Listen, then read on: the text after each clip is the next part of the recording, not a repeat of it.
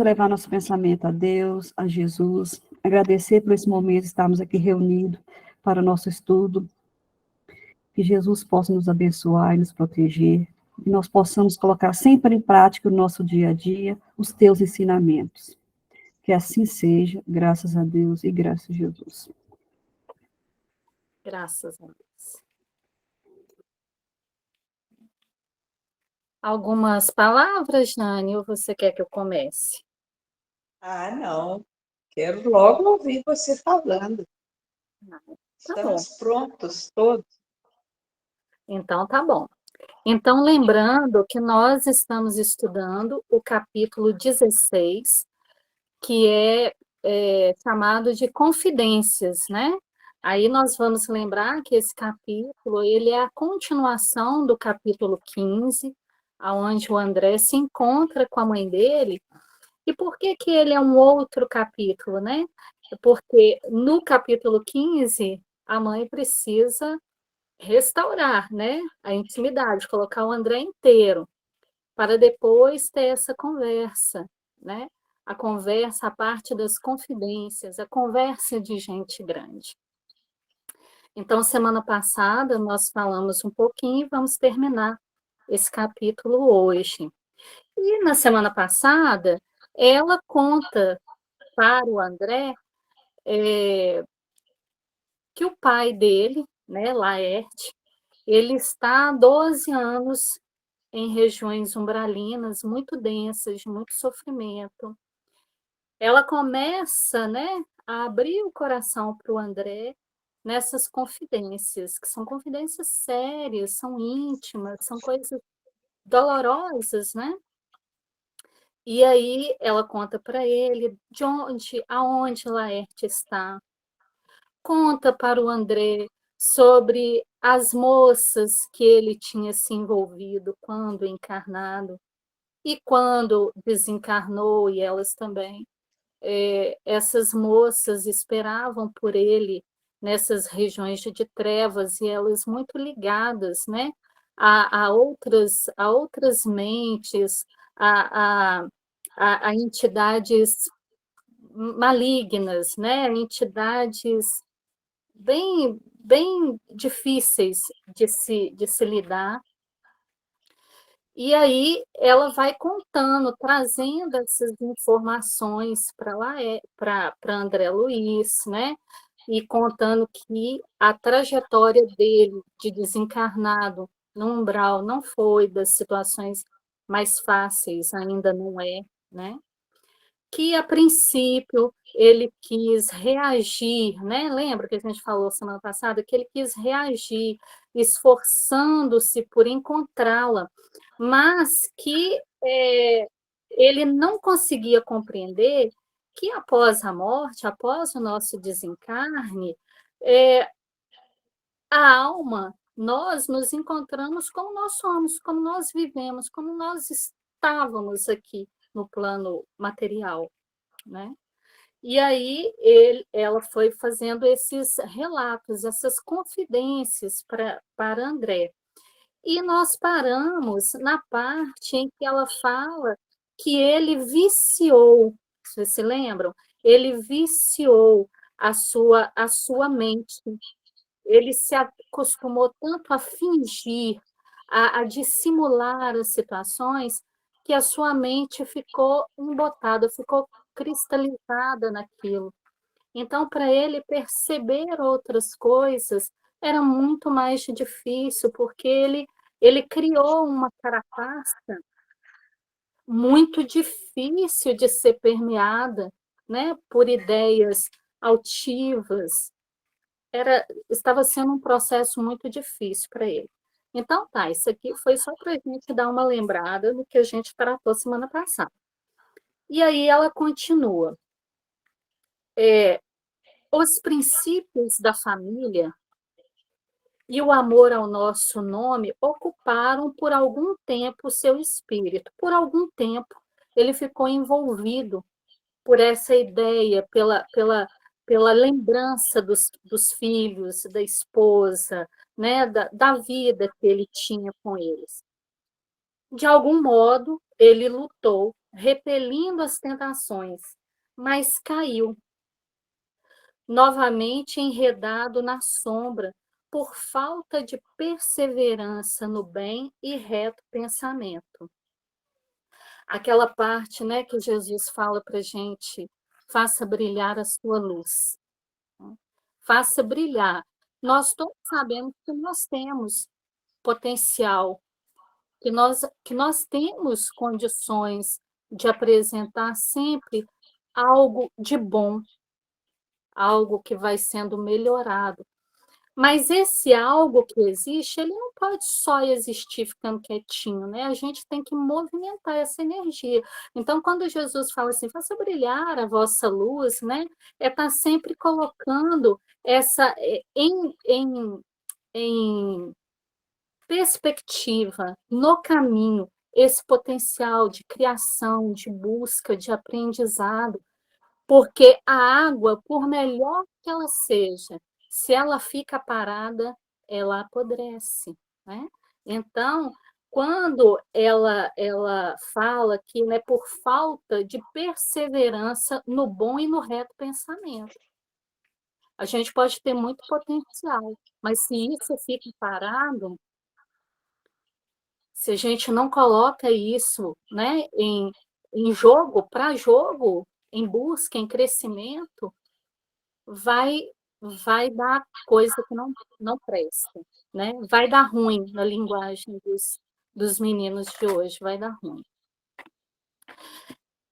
Eminentemente impressionado, diz o André, não há, porém, meios de subtraí-lo a tais objeções?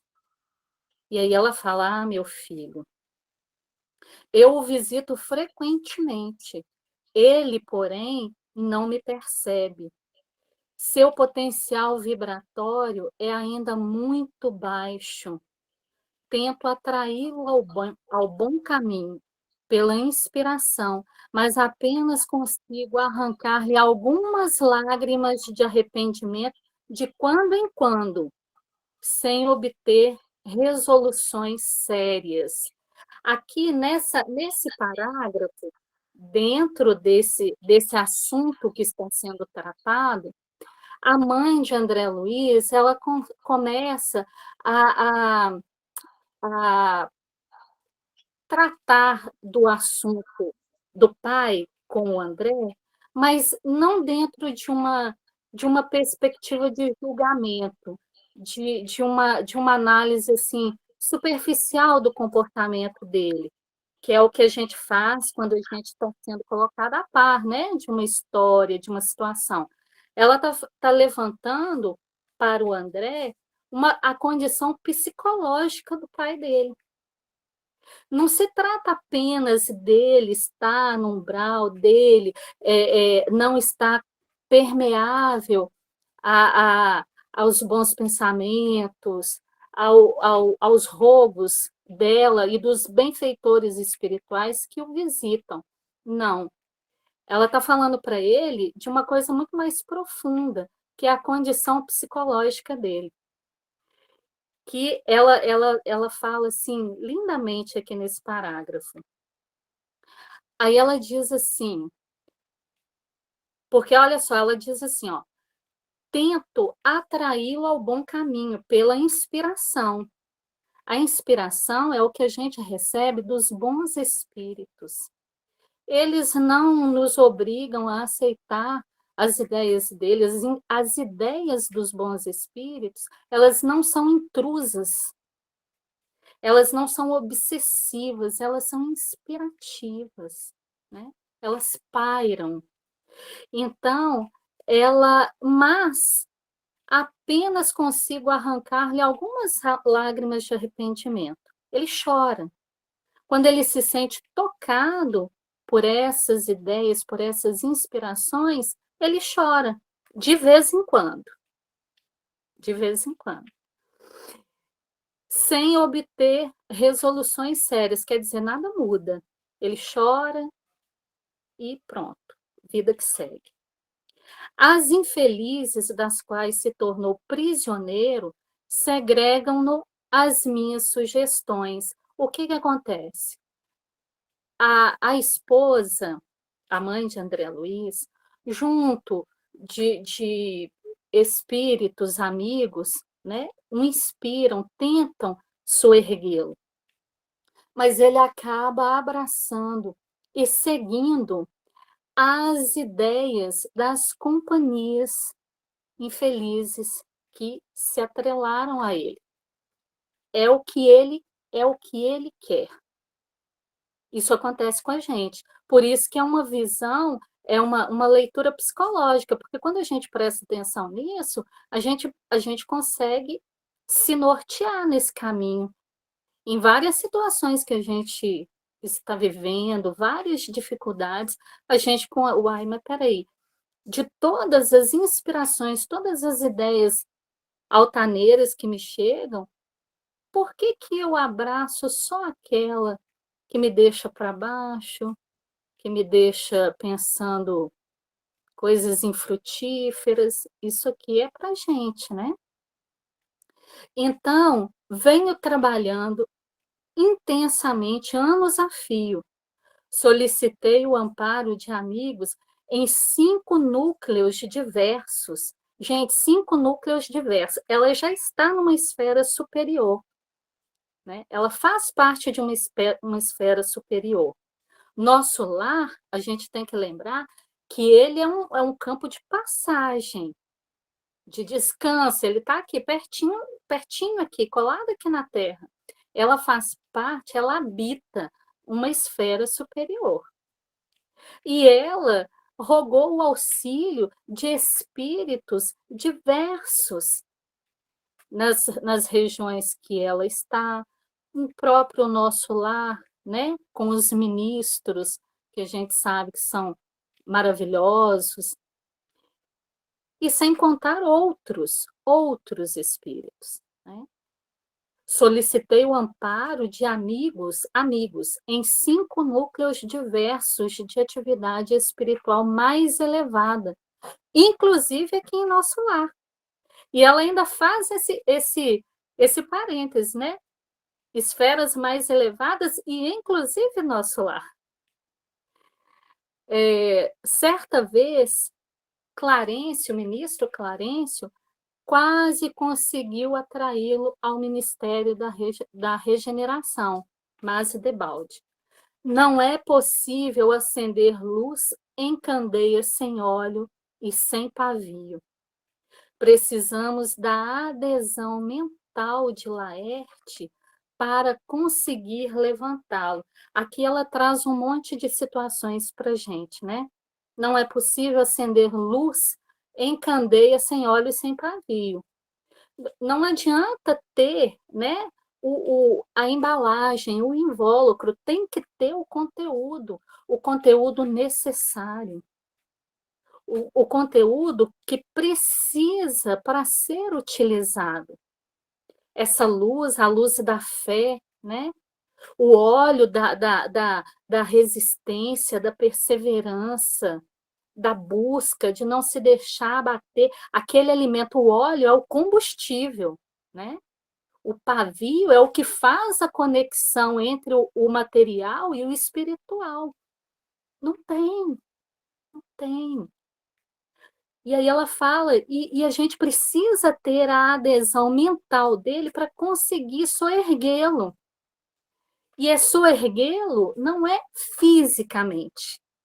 Não é fisicamente, não é levantar ele. Ele não está fraquinho, que ele precisa de ajuda para ficar em pé, não. É soerguê-lo, levantá-lo espiritualmente. Erguê-lo. Ele precisa ascender, né? E abrir-lhe a visão espiritual. Então, para conseguir levantá-lo, é preciso abrir-lhe a visão espiritual. No entanto, o pobrezinho permanece inativo em si mesmo, entre a indiferença e a revolta. Entre a indiferença, ele está inativo dentro dele, né? Ele não movimenta nada. Aquilo que a gente estava falando lá, ó, que Jesus fala para a gente, né? Faça brilhar a vossa luz. Não. E aí me ocorreu uma coisa, quando a gente fala assim, ou quando a gente vê determinadas situações que ou a gente diz isso, verbaliza isso, ou ouve alguém dizer, né? Ah, eu estou no fundo do poço. Eu cheguei no fundo, não tem mais para onde eu descer. Tem, gente, tem. Dá para cavar para baixo. Dá para cavar para baixo. E aí, Laerte, ele está rolando, né? Ele está rolando morro abaixo, ele tá envolto nos próprios pensamentos, na indiferença que ele tem em sair daquela situação, porque lembra, ele se entregou, ele tentou buscar pela memória a esposa por algum tempo, mas depois as companhias que ele elegeu encarnado subtraíram ele dessa ideia. Então, por quê? Porque ficar onde está, gente, é fácil. Ficar na condição que se está é fácil. Sair de onde está, mover uma energia, né? Usar esse pavio e esse azeite para buscar outras coisas, isso requer trabalho, isso é difícil, isso é doloroso. Isso precisa de persistência. Hoje você faz, amanhã tem que fazer de novo, depois tem que fazer de novo. É persistência. Laerte está numa situação onde ele não movimenta energias para sair disso. Por isso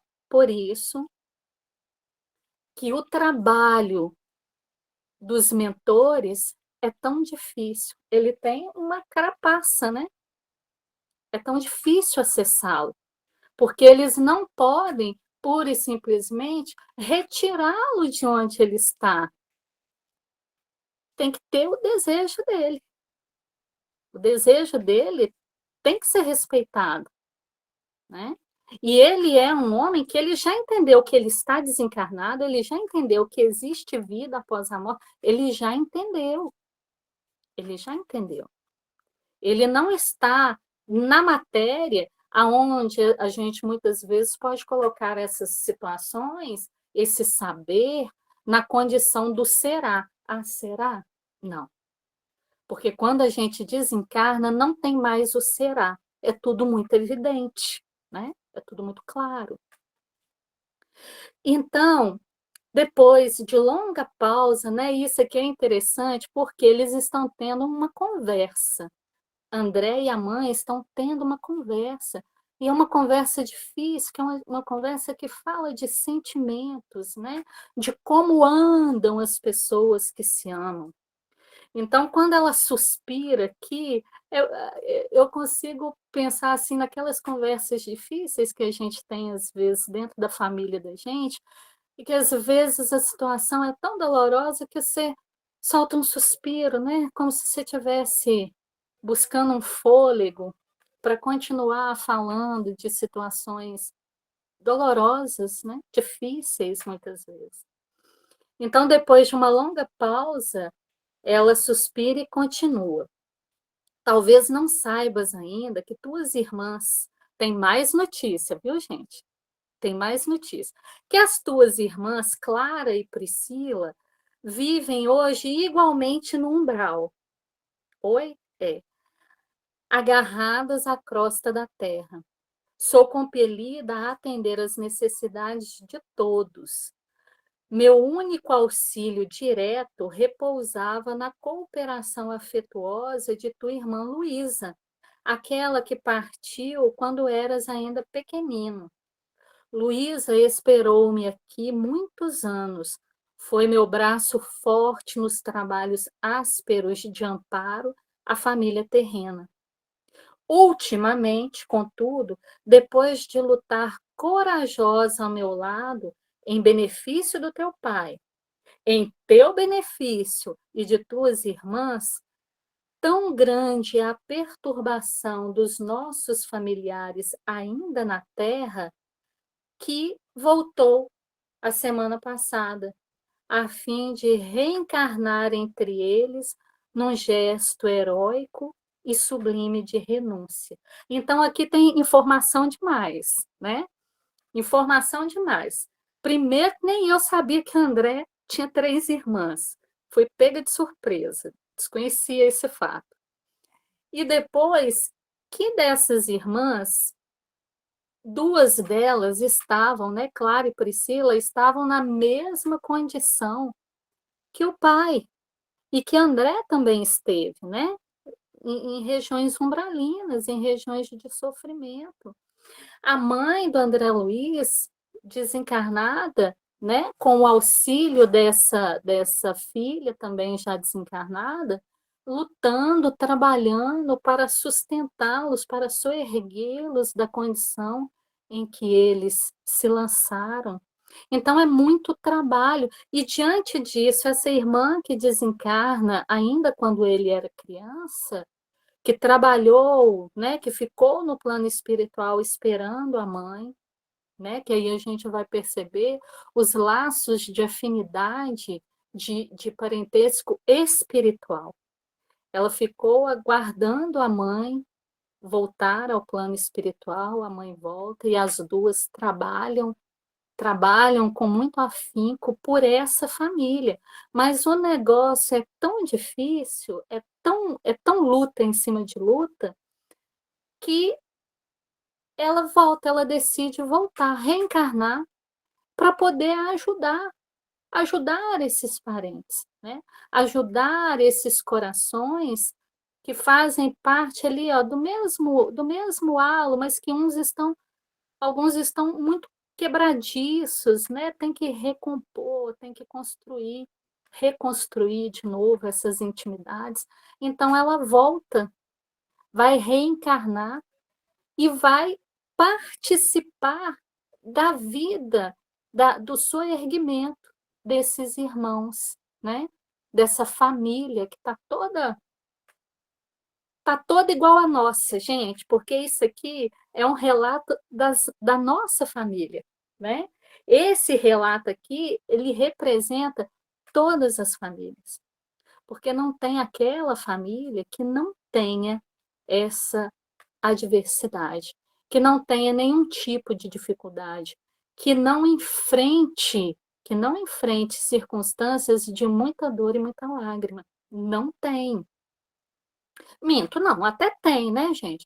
Mas assim, tá em algum lugar e a gente não faz parte dela. Mas essa família existe. Uma dessas famílias existe, essas famílias que se completam, né?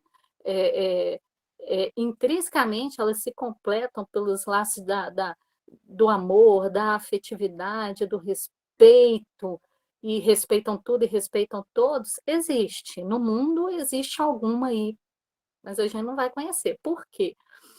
Porque essa família aqui de André representa a nossa família. Por isso que esse livro, Nosso Lar, ele fala tão diretamente para nós, e a gente se identifica com muita facilidade dentro das histórias, né?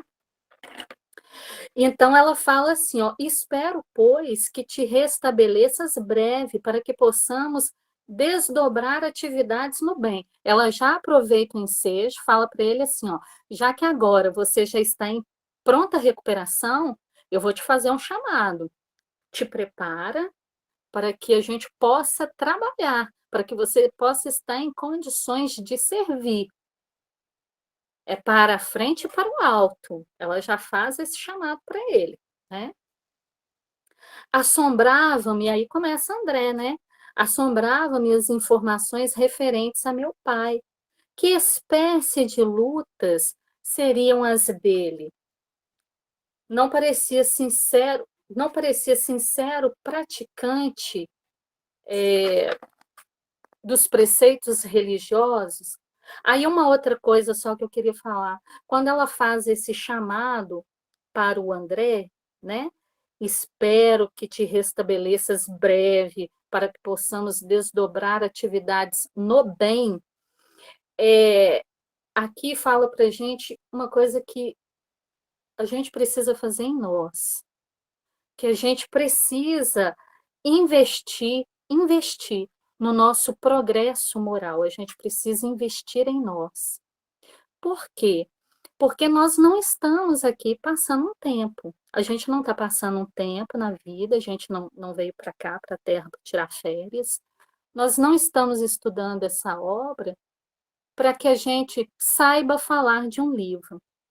A gente está estudando e nós estamos aqui para a gente amealhar recursos íntimos, íntimos, intransferíveis, é para nós.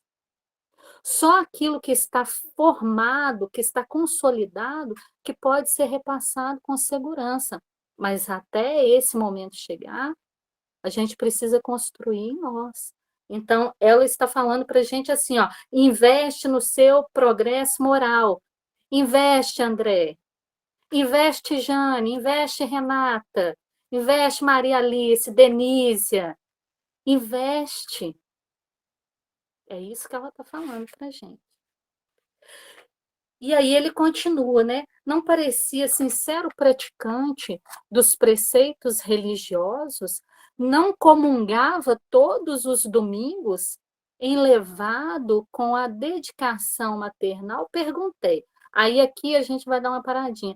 Mas aqui, ele estava todo domingo na missa, gente. A gente está todo domingo, toda quinta, na CBN, né? Na Casa Espírita, enfim. Então, assim, a gente não comungava, né? Quem está na Igreja Católica está comungando, tá lá, ó, fazendo parte daquela unção. Nós que estamos na Casa Espírita, a gente também está comungando de ideais elevados, a gente está comungando de buscas verdadeiras. E aí? E aí? Aí,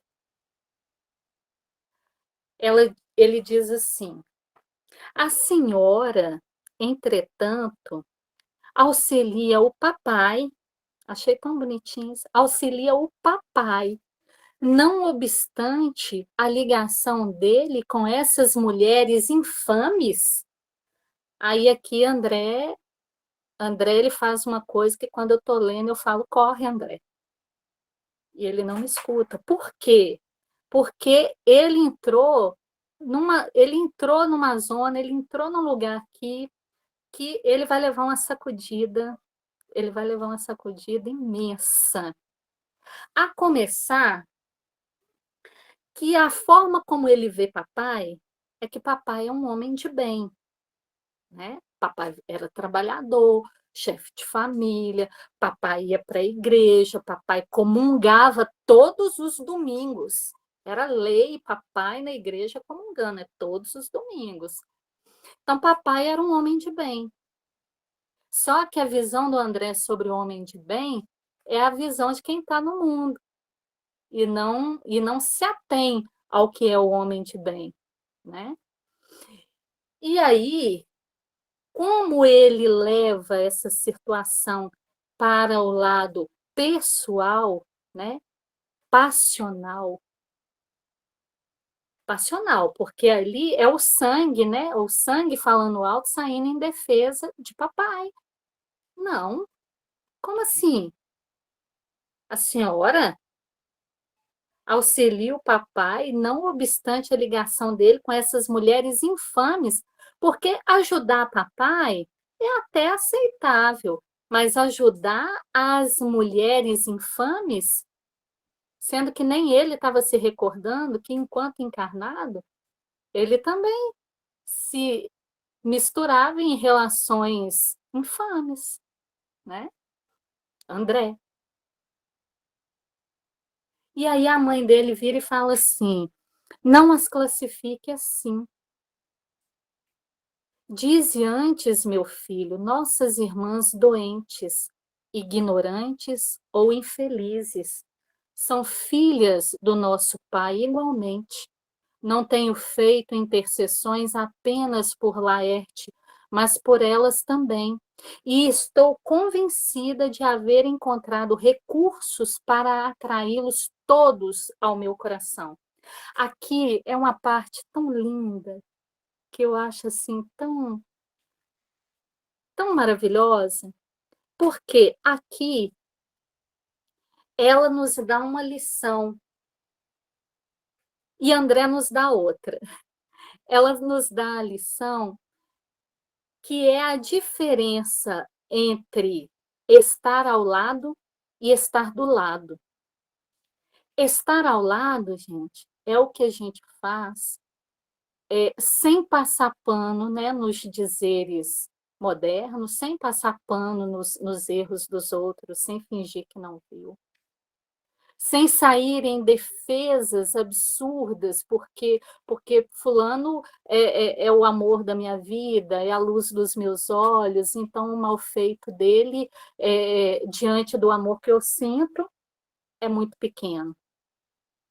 Estar ao lado é você não ignorar, não fechar os olhos e não tirar a pessoa da condição dela de responsável sobre os seus atos, mas ainda assim ficar ao lado. Se ela vai enfrentar uma colheita difícil, que no caso aqui de Laerte, ele vai enfrentar uma colheita muito difícil, porque a semeadura dele foi muito infeliz. Mas ela, em momento algum, ela diz que não estará ao lado dele, ao lado deles. Já André exemplifica para nós o estar do lado. O estar do lado é aquela condição sanguínea mesmo, sanguínea, né? Aquela questão assim que é o sangue que fala. Sabe algumas famílias que se você se desentender com um membro, você se desentendeu com todo mundo, porque é a mesma coisa você ter cutucado um vespeiro. As pessoas não querem saber se o fulano errou, se o Beltrano estava sem razão. Não, partem todos para cima. Se o fulano vai responder na justiça, vai brigar com a justiça, o grupo, né? Vai brigar com a justiça. Não pode, porque ele é gente boa, ou ele é bom pai, ou ele é trabalhador, ou ele é bom filho, mas a má ação dele é ignorada. Isso é estar do lado. É você fechar com o erro da pessoa. E isso, para nós que somos, né, mães, pais, tios, avós, é um processo educativo para nós. Porque o fato de nós amarmos as pessoas que temos dentro da nossa casa não nos dá o direito e nem é saudável e não é prestativo, não ajuda o outro de forma alguma a gente passar por cima do erro praticado, fingir que ele não existiu porque aquela pessoa fala ao nosso coração. Nos grupos familiares que agem assim, às vezes as pessoas nem conversam. Mas na hora que o outro está se vendo numa situação, junta todo. É um enxame de abelha mesmo. Mas isso é o que a gente precisa aprender a modificar. A gente não se ajuda fingindo que os nossos erros ou ignorando os nossos desacertos. A gente se ajuda assim. Eu sei que você errou e você precisa se apresentar para essa corrigenda. Então, a mãe dele mostra como é o estar ao lado. Ela exemplifica para nós o que é estar ao lado.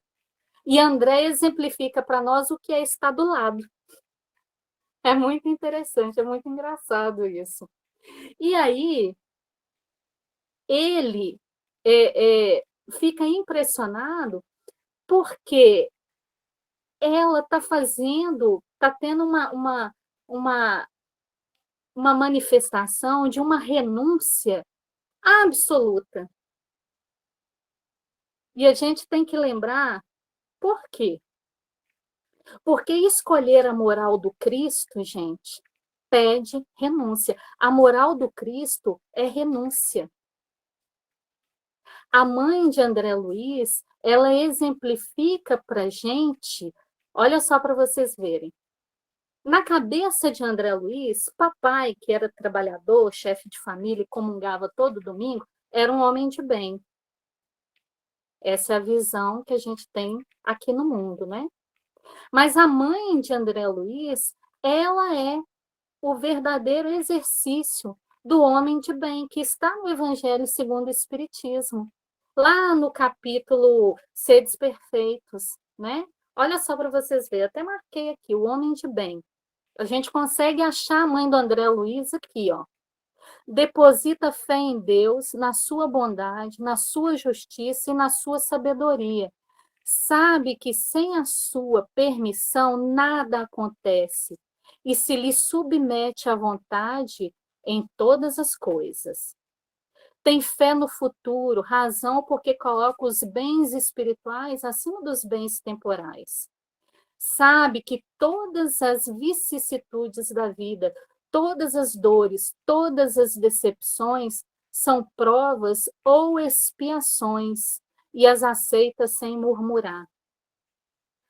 Possuído de sentimento de caridade e de amor ao próximo, faz o bem pelo bem, sem esperar paga alguma.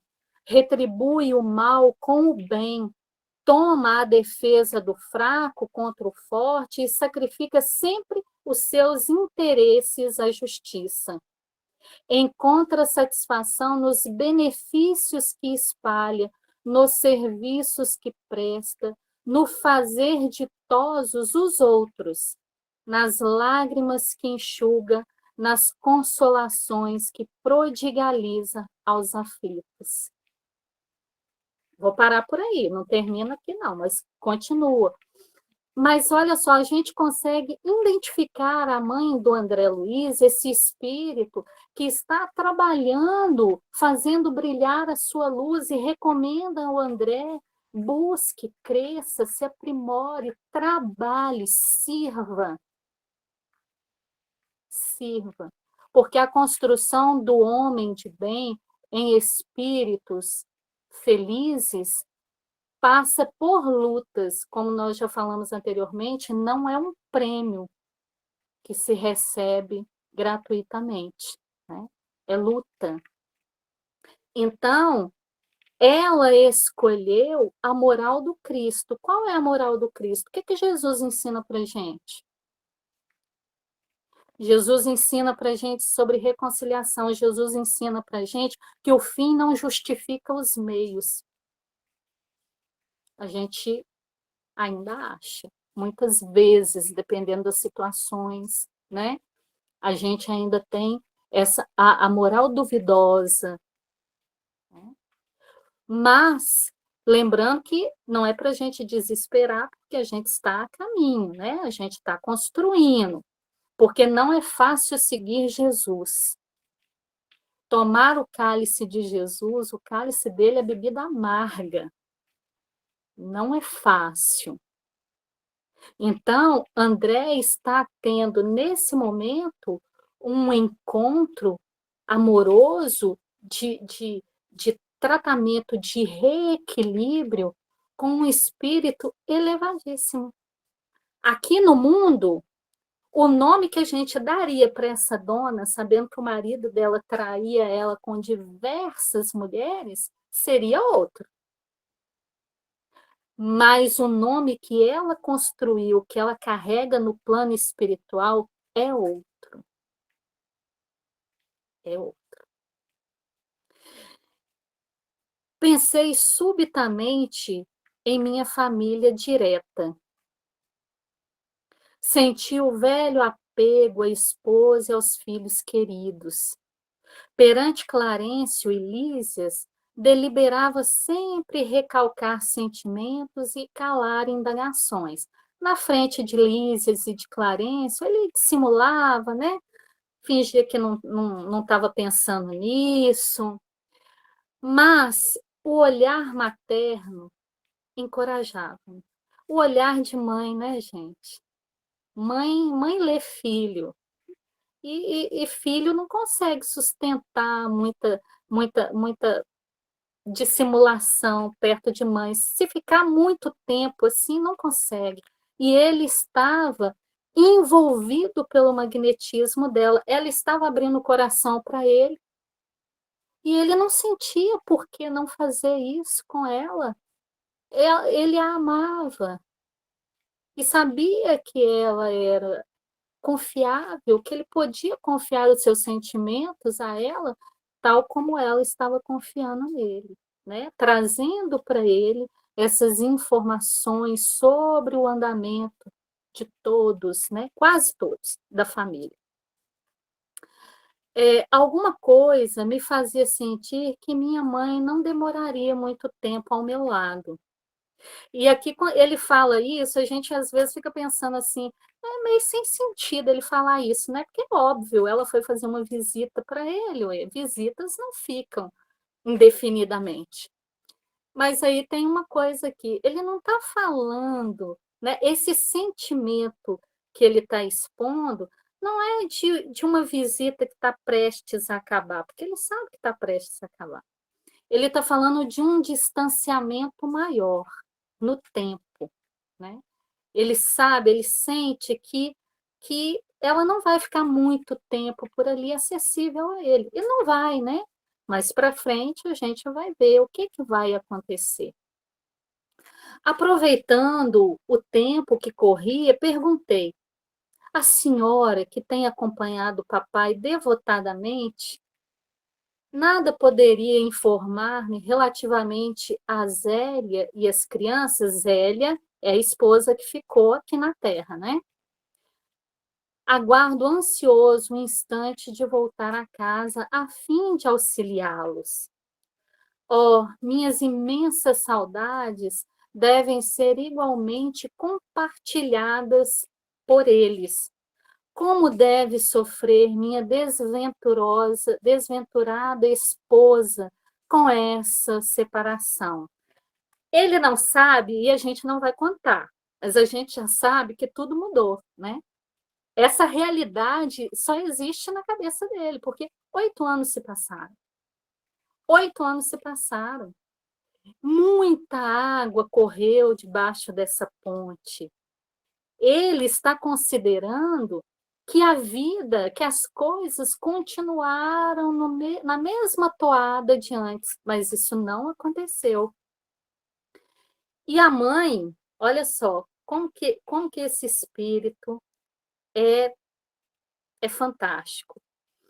Minha mãe esboçou um sorriso triste e acrescentou: tenho visitado os meus netos periodicamente. Vão bem. E depois de meditar alguns instantes, acentuou: não deves, porém, inquietar-te com o problema de auxílio à família. Prepara-te, em primeiro lugar, para que sejamos bem-sucedidos. Há questões que precisamos entregar ao Senhor em pensamento, antes de trabalhar na solução que elas requerem. Primeiro, ela sabia que André não estava em condições de receber nenhuma informação sobre o lar. Ela sabia. Ela sabia que ele vinha passando por um tratamento de soerguimento e reequilíbrio. Lembra lá atrás? Primeiro com o ministro Clarencio, depois com Lísias, porque Lísias é um enfermeiro dele, e eles estão criando uma amizade, um laço de amizade. Lísias vai acompanhá-lo em mais situações para frente. E depois, tudo isso antes dele chegar lá no escritório lá do ministro, né? E lá no escritório o ministro dá nele uma esclarecida com mais entonação, porque já tinha passado pelo ministro Clarencio e por Lísias lá atrás, eles levantando, esclarecendo ele. E isso estava acontecendo, aconteceu também com a mãe.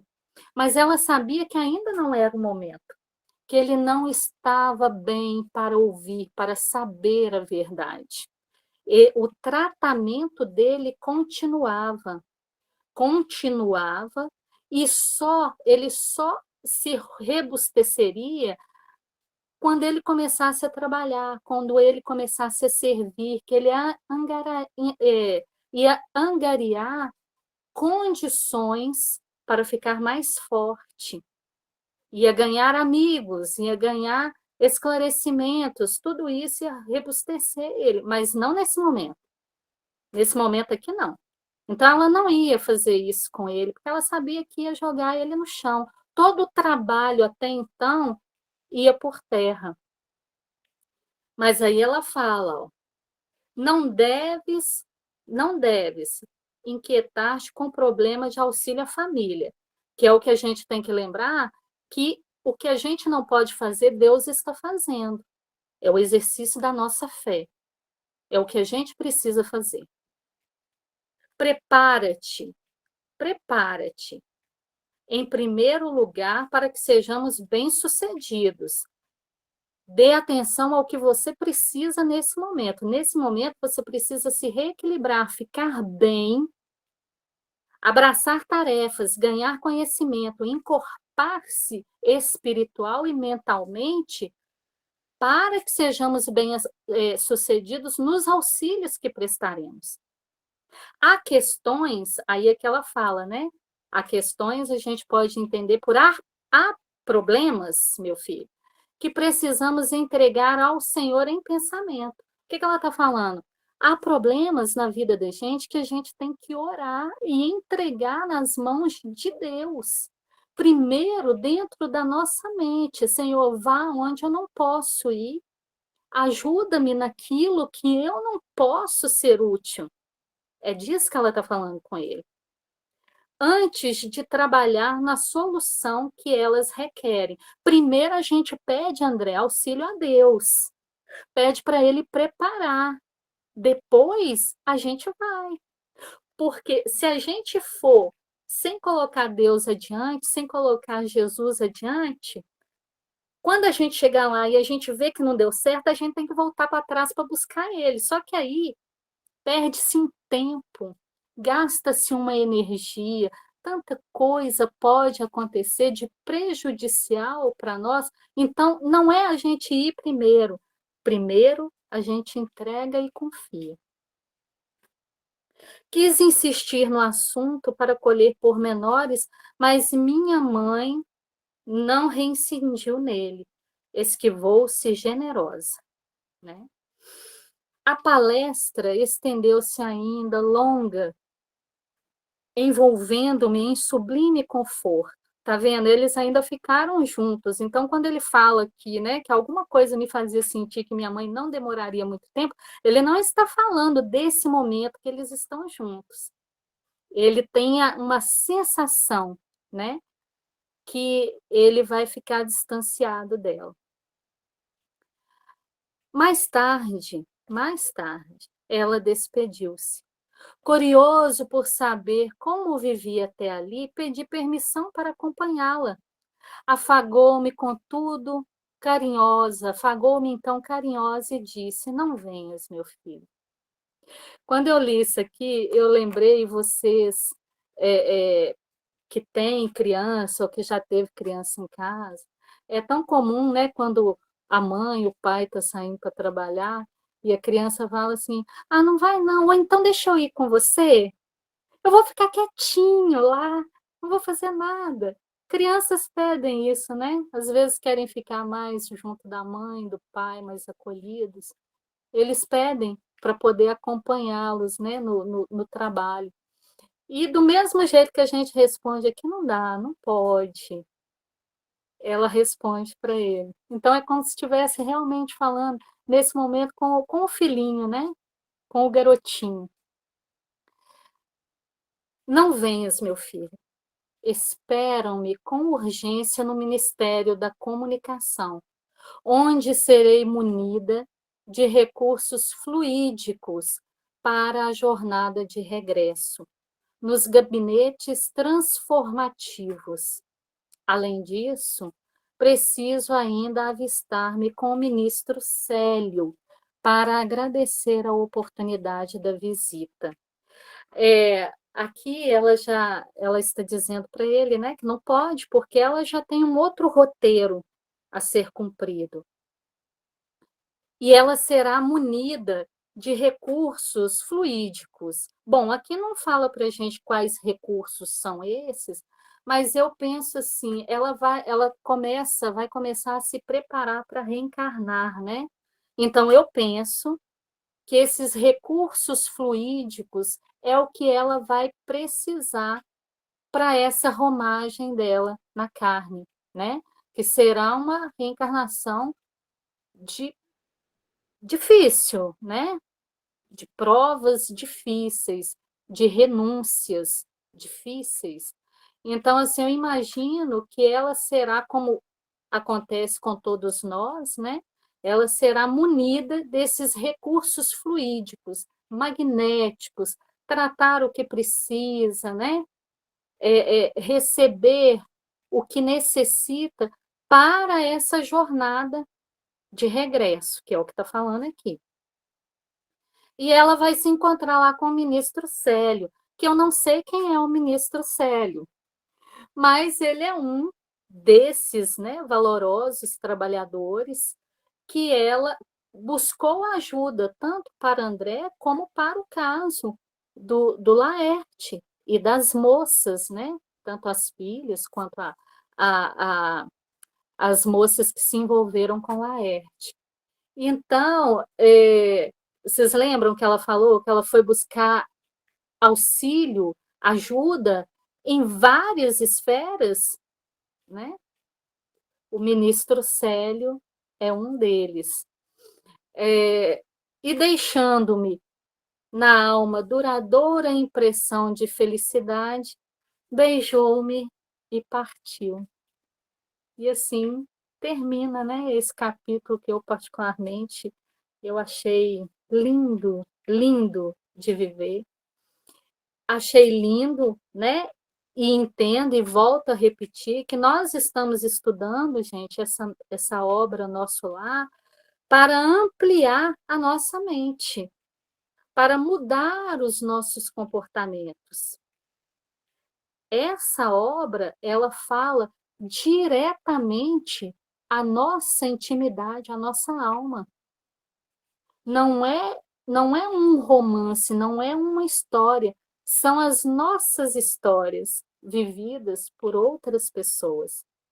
E aí, quando eu esqueci só de dizer uma coisa aqui que eu acho fantástico, linda demais, é que André, quando ele não se atenta, né, que se passou 8 anos, que ele quer lá notícias da esposa e dos filhos, né? Então ele não sabe que ela está casada novamente, a mãe não ia contar.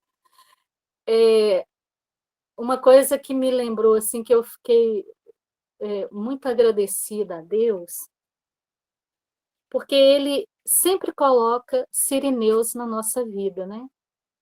Na época em que André desencarnou, a sociedade que ele vivia era outra, diferente da que nós vivemos hoje, né? 2024. Era outra. Uma mulher ficar sozinha, né? Solteira, no caso viúva, com crianças a cuidar. Na época, isso lá em 1900 alguma coisa, lembrando que essa obra é de 1940. Essa história, ela se passou em idos para trás aí, lembrando que se mistura as histórias para não haver identificação. Então, os anos, né, a trajetória dessa história, dessa família, era de uma época muito difícil. E ela ficando viúva com essas crianças, Deus envia para ela o Cirineu. O atual marido, né, que a gente vai ver mais para frente, que a trata com muito carinho, e ela também, né? Eles têm uma união feliz, ele é direcionado para a vida dela. Então, ela está sendo muito bem amparada, não só espiritualmente, né? Mas na matéria, amparada por esse companheiro que a ajuda na criação dos filhos. Então, assim, e André, mais para frente, a gente vai ver que ele vai passar por uma situação, né, conflitante dos sentimentos dele e que toda essa visão desse quadro de amparo que é oferecido para a família dele, vai pesar também na escolha que ele faz. Então, dentre esse capítulo ser maravilhoso, e eu agradeço por poder fazê-lo e a paciência de vocês, eu acho que ele tem coisas maravilhosas a nos oferecer. Então, muito obrigada. Renata, nós que te agradecemos a condição, a forma tão bonita, tão respeitosa e também tão poética como você trouxe esse capítulo e que nos faz, com certeza, reler o capítulo de uma forma mais amorosa, sem fazer aquela leitura, sem pegar as entrelinhas, porque as entrelinhas nos ensinam muito. Nós agradecemos. Agradecemos, Pai, por essa oportunidade maravilhosa que estamos tendo de fazer esse estudo em conjunto. Agradecemos aos espíritos protetores, nossos anjos de guarda, e àqueles que nos inspiram e nos auxiliam na hora desse estudo. Agradecemos, Senhor, a Renata e pedimos que a abençoe por tudo de bom que ela trouxe aos nossos corações nesses 2 últimos encontros, trazendo a profundidade dos sentimentos de família, a forma como nos relacionamos, fazendo com que todos nós possamos refletir melhor sobre como nos conduzir na Terra enquanto ainda temos tempo. Que o Pai nos abençoe a todos e que tenhamos um bom final de noite e nos preparemos para o nosso próximo encontro. Eu não sei, Renata, quem vai fazer o próximo, já está definido? Não, a gente pode colocar lá no grupo, né? Decidimos lá. Boa noite. Tá bom. Muito obrigada, boa noite a todos. Obrigada.